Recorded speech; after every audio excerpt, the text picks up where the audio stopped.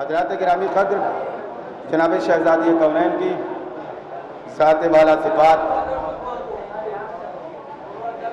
محتاج تعارف نہیں ہے، بلکہ کائنات کا ہر فرد بشر آپ کی ذات مقدس سے واقفیت رکھتا ہے۔ آج کی محفل کے لیے 2 مصرعے منتخب ہوئے ہیں، ان میں سے ایک عالم نسمت و عزت فاطمہ زہرا نے تھی۔ بڑی پرانی بہر ہے، اس بہر کے اوپر یہاں پہ مسلسل کلام ہو چکے ہیں، ردیف اور قافیے بس نئے ہیں۔ ایک صلوات پڑھیے محمد و آل محمد پر۔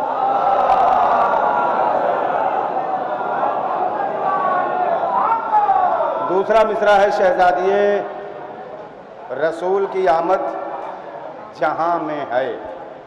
شہزادی رسول کی آمد جہاں میں ہے۔ انشاءاللہ آپ حضرات کے ذوق سماعت میں مزید اضافے کے لیے یہ 2 مصرعے دے دیے گئے ہیں تاکہ آپ حضرات دونوں پر کلام سماعت فرمائیں۔ ہمارے ہی علاقے میں کہیں آدم گڑھ یا مئو میں محفل ہو رہی تھی اور وہاں پر مصرعہ دیا گیا تھا۔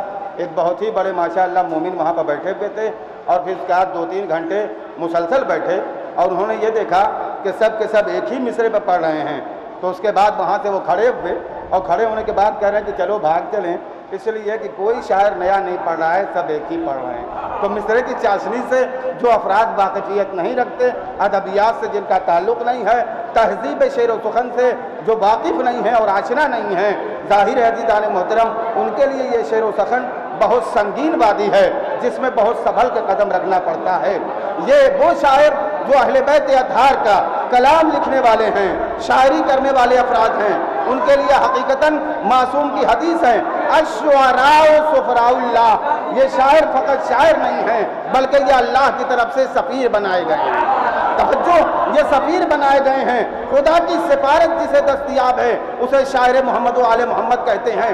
اللہ کی طرف سے عنایت جسے ہوتی ہے وہ محمد و آل محمد کا شاعر ہوتا ہے۔ پروردگار کی طرف سے جسے تحفہ دستیاب ہوتا ہے وہ شاعر ہوتا ہے۔ اہل بیت اطہار کا جنہیں اس کائنات میں رہتے ہوئے بھی رتبہ حاصل ہو وہاں کا اور بلندی وہاں جسے دستیاب ہوتی ہے وہ محمد و آل محمد کی مدحت سرائی کرتے ہیں۔ لہذا کسی شاعر کا کوئی بھی ایک شعر لعاب دہن کے اور زبان میں اور دہن کے فضا میں گھومنے پھرنے والا جو لعاب دہن ہوتا ہے ویسی کوئی حقیقت نہیں رکھتا، بلکہ یہ انسان کا خون جگر ہے جو نہ جانے کتنے دنوں تک یہ انسان پاکیزگی کی دہلیز میں رکھ کے اسے تپا تپا کے محبت اہل بیت میں شعر کی صورت میں ڈال کے صفحہ کرتاس پر رکھتا ہے۔ معصوم فرماتے ہیں ایسا جب کوئی بیت ہوتا ہے تو ہم اس کے لیے جنت میں ایک بیت بناتے ہیں۔ لہذا سامعین کے لیے بھی عزیزان محترم ویسے ہی ذوق ہونا چاہیے، اس لیے کہ سننے میں بھی بہت زیادہ ثواب رکھا گیا ہے۔ جس طرح قرآن مجید کی تلاوت دیکھنے میں بھی تلاوت کرتے ہیں ہم تو تلاوت کرنے میں بھی ثواب ہے، قرآن مجید دیکھ رہے ہیں تو قرآن مجید دیکھنے میں بھی ثواب ہے، کوئی تلاوت کر رہا ہے تو اس کو سن رہے ہیں تو اس کا بھی ثواب ہے۔ اسی طریقے سے مدحت محمد و آل محمد علیہ السلام ہے، یہ وہ صحیح پہ مدحت ہے جس کی تلاوت کی جائے تو تلاوت کرنا بھی ثواب ہے، جسے سنا جائے تو سننا بھی ثواب ہے، اور جسے اپنے صفحہ کرتاس پر اتار کے دیکھا جائے تو بھی اسے ثواب دستیاب ہوتا ہے۔ عزیزان محترم یہ مدحت معصومہ کونین ہے، کائنات کے اندر ایسی کوئی شخصیت دستیاب نہیں ہو سکتی، کسی مذہب میں، کسی دھرم میں، کسی قوم کے پاس، کسی قبیلے کے پاس ایسی خاتون نہیں ہے جس کے اوپر پروردگار عالم نے عالم نسبہ کا پورا دار و مدار رکھ دیا ہو۔ یہ وہ شہزادی ہیں جن کو خالق کائنات نے پرکار عصمت کا نقطہ بنایا ہے، اور جب پرکار عصمت کا نقطہ بنا دیا تو اس پرکار عصمت سے دائرہ بنا، جو دائرہ بنا اس میں سارے انبیاء آ گئے، رسول آ گئے، مرسلین آ گئے، لیکن نقطہ ہماری شہزادی رہی۔ اگر کائنات کے انبیاء و مرسلین کو پہچاننا ہو تو ہماری شہزادی کا تعارف حاصل کرو، اس لیے کہ ہماری شہزادی کے لیے خود جناب ام المسلمین حضرت عائشہ نے فرمایا تھا کہ اتنی بڑی طاہرہ، اتنی بڑی بطول ہستی میں نے آج تک نہیں دیکھا۔ اس لیے کہ میں نے اپنی نگاہوں سے دیکھا ہے کہ 15 رمضان کو حسن کی ولادت ہوتی ہے، پھر اس کے تھوڑی ہی دیر کے بعد نماز کا وقت ہو جاتا ہے تو معصومہ نماز کے لیے مصلی پر نظر آتی ہے، یعنی ولادت بھی ہو رہی ہے۔ ولادت کی وجہ سے ایسی پاک و پاکیزہ خاتون ہیں کہ نہ ان کا مصلی چھوٹتا ہے نہ روزہ ٹوٹتا ہے، نہ مصلی چھوٹتا ہے نہ روزہ ٹوٹتا ہے۔ یہ وہ ہستی ہے جس کا انسان ظاہر ہے کہ تعارف چاہے تو معصومین علیہ السلام کی زبان چاہیے، خالق کائنات جبریل علیہ السلام کو بھیجے ان کا مزاج چاہیے، تب ہماری شہزادی کی کچھ معرفت ہو سکتی ہے۔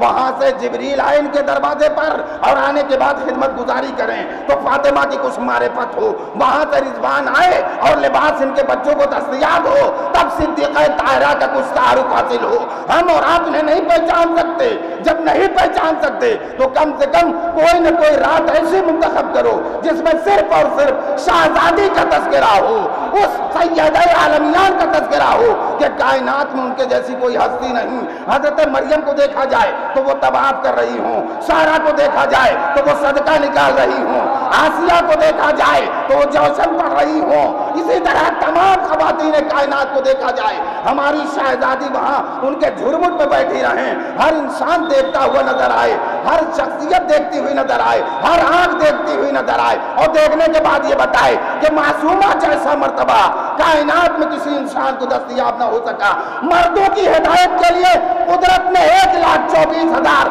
انبیاء اور رسول کا انتظام کیا ہے، وہیں پر 12 ائمہ طاہرین کائنات میں آئے ہیں، لیکن خواتین کی ہدایت کے لیے صرف ہماری شہزادی تنہا تشریف لائی۔ سوچیں عزیزان محترم کتنی بڑی عظمت ہو، کتنا بقار ہے، ہم اور آپ نہ درک کر سکتے ہیں نہ سمجھ سکتے ہیں۔ شورائے کرام تشریف لا چکے، لہذا ہم ادھر ابھی تک جن کوچے و گلی سے گزر رہے تھے ان سے ذرا انحراف اختیار کرتے ہوئے قصائد کی دہلیز میں قدم رکھیں اور خرامہ روی کے ساتھ اس شان کے ساتھ چلتے ہوئے نظر آئیں کہ ہر قدم ہمارا اٹھے تو وہاں ثواب لکھا جائے، ہماری مسکراہٹ و تبسم پر وہاں نیکیوں میں اضافہ لکھا جائے۔ ان شعراء کرام کے بارے میں جن کے ذات گرامی محتاج تعارف نہیں ہے بلکہ کائنات کے گوشے گوشے میں اپنے کلام کے ذریعے پہنچے ہیں، اپنے جسم و جثے کے ذریعے پہنچے ہیں، اپنے اشعار کے ذریعے سے پہنچے ہیں، اور پھر اس کے بعد جہاں بھی پہنچے ہیں وہاں ایک مکمل زینت، مکمل ایک رونق بن چکے ہیں۔ لہذا آپ کی اس بزم میں خصوصیت کے ساتھ وہ شعراء کرام جو قابل مدح ثنا ہیں عزیزان محترم کہ اتنی دور دراز سے سفر کرنے کے بعد آپ کی بستی میں آتے ہیں، اور پھر اس کے بعد ہماری بدنصیبی اور بدقسمتی یہ ہے عزیزان محترم کہ ہم اس شہزادی کی مدح ثنا کے لیے یہاں اس مدرسے میں جو آپ کا مدرسہ ہے اس میں نہیں آ پاتے۔ یہ ہماری عزیزان محترم خام خیالی ہے کہ وہاں محفل ہو رہی ہے ہم نہیں جائیں گے۔ ایمان میں کمی ہے عزیزان محترم تو ہم اس منزل تک نہیں پہنچ سکتے جہاں ہمیں پہنچنا چاہیے۔ مشہور و معروف شخصیتیں ہیں جو انشاءاللہ آپ حضرات کے سامنے آتی رہیں گی، اور میں یہ کوشش کروں گا کہ اپنے مہمان شعراء کے ذریعے سے اس محفل قصیدہ خوانی کا مکمل طریقے سے آغاز کرا دوں تاکہ وہ باقاعدہ طور پر پڑھیں اور پڑھنے کے بعد وہ جا کے آرام فرمائیں۔ جب آپ پڑھ کے میں آئیے گا تو آپ خود پڑھیے گا اور خود آپ سنیے گا۔ ایک صلوات پڑھیے محمد علی آل محمد پر۔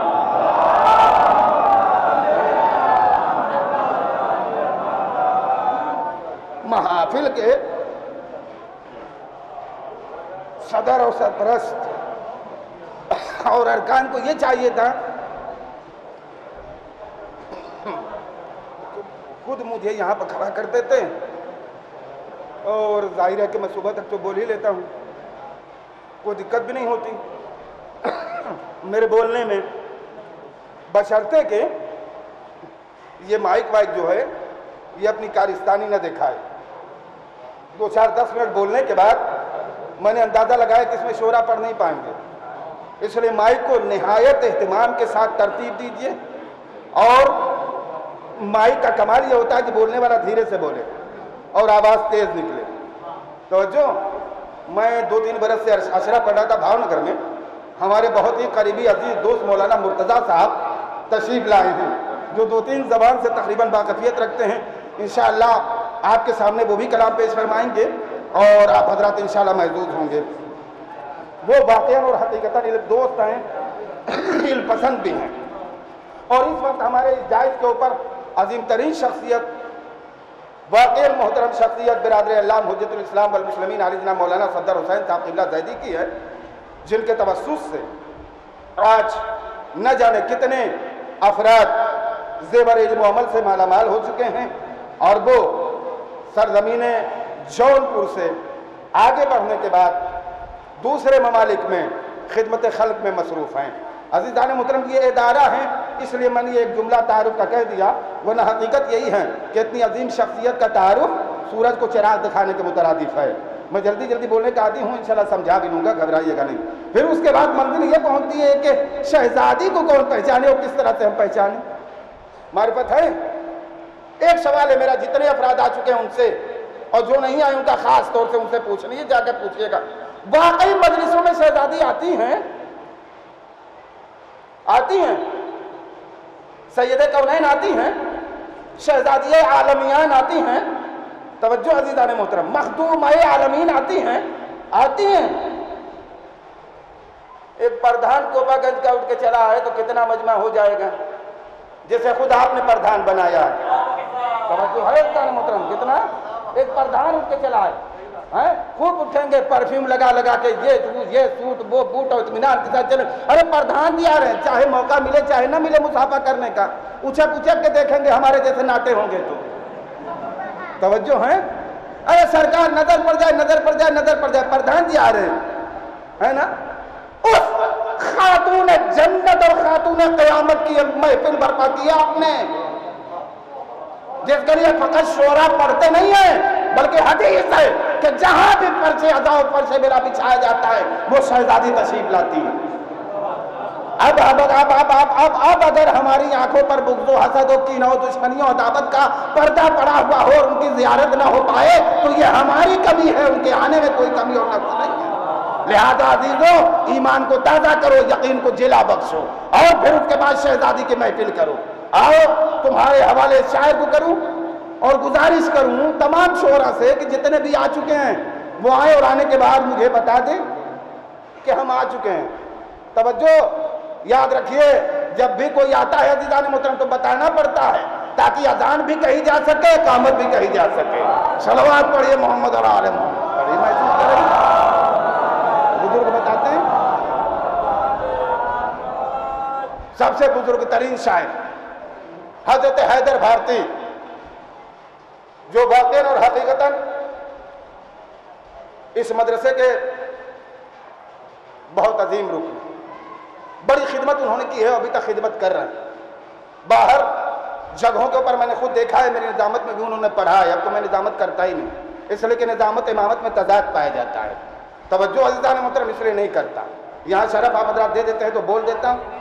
یہ مسئلہ یہ ہے، ماشاءاللہ وہ ہمارے شعراء کرام جن کو مطلب کہ باقاعدہ طور پہ ہم اچھی طرح سے جانتے ہیں، جو سخن سنج بھی ہیں، سخن فہم بھی ہیں، بہترین شاعر بھی ہیں، مدحگر بھی ہیں، ثنا گستر بھی ہیں، ان کو آواز دینے میں کسی قسم کی مجھے جھجک محسوس نہیں ہوتی۔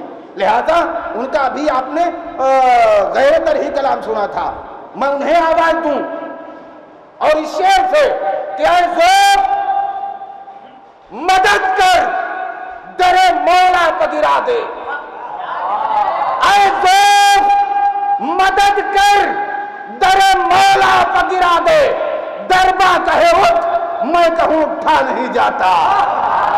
دیکھو برباد ہو جاتا ہے نا، اسی لیے نہیں پڑھتا شعر، میں اپنے مزاج سے پڑھتا ہوں۔ آئیے گزارش کی جاتی ہے حضرت حیدر بھارتی کو کہ وہ تشریف لائے اور سامعین کو اپنے طرحی کلام سے نوازیں۔ بر محمد و آل محمد صلوات۔